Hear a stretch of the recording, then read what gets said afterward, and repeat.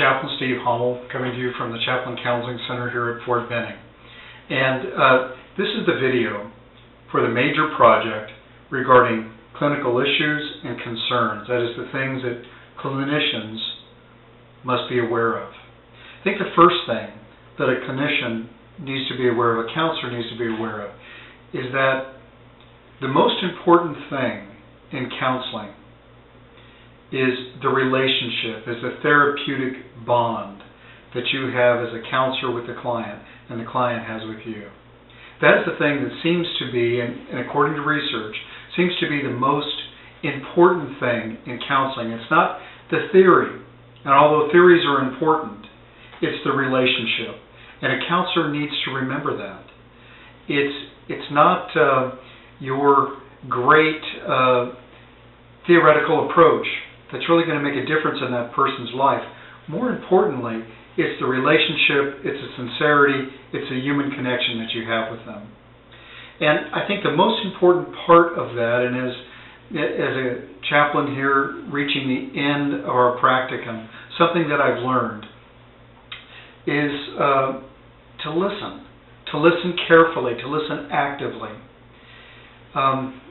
As a client myself, one of the requirements here for family life chaplains is that we have to go through individual counseling ourselves. We cannot just be on the counselor side of this equation. We have to be on the client side as well, so that we know what that's like. And one of the things that I've gained from that is I want the counselor to listen to me. I think most importantly, as I'm telling my story, as I'm kind of bearing my soul, I'm watching him or I'm watching her to see if they're really listening. Because if you really listen to a person, what you're conveying to them, what you're saying to them is that you care, is that they're important, they're valuable. And I think that's even more important than anything that we say, is the fact that we listen. Something else that a counselor must know and should remember is that the theories work. The theories are effective.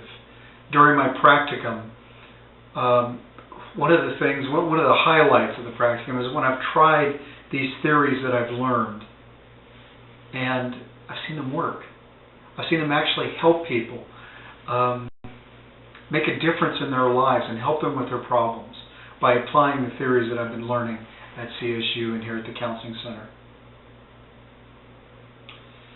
Something else that a counselor should know and be aware of is don't be afraid to trust your gut instinct.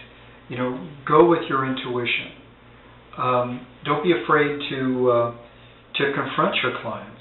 Now, confront them, I mean confront them in love and in therapeutic concern, but don't be afraid to call the BS card.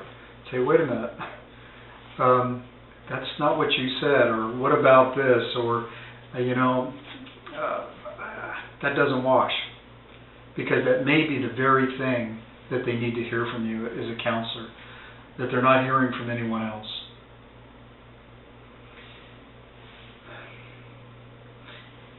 Counseling is not about the counselor. It's about the client and what is best for them. And in doing that, sometimes you have to take a risk. Sometimes you have to tell them probably what they need to hear, rather than maybe what they want to hear or what is comfortable for you to say. The last thing that I'd like to say is that a counselor should know and needs to know is that you need to monitor yourself. You need to monitor yourself for transference and countertransference. What's going on in you as a counselor as you're sitting in the counseling room? What is that client saying that's activating you? How are they affecting you? And with that in mind, you should seek out supervision. One of the things that, when it comes to counseling as a chaplain, I have a lot of experience. I've been in the military 26 years. I've been a chaplain for nearly half of that. And in counseling, as a chaplain counselor, as a pastoral counselor, we didn't get supervision. Now, in the counseling program at CSU and here at the Chaplain Counseling Center with Family Life, supervision has been a very big part of our program. We receive about 8 hours of supervision a week. Now, starting the program, I felt supervisioned out.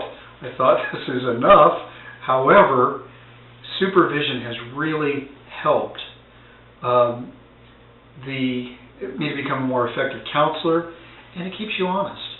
And it gives you insights and ideas on how better to help your clients, things that I wouldn't have come up with on my own. So supervision, I think it helps us to be more effective. It also keeps us honest and keeps us healthy. So thanks, and that's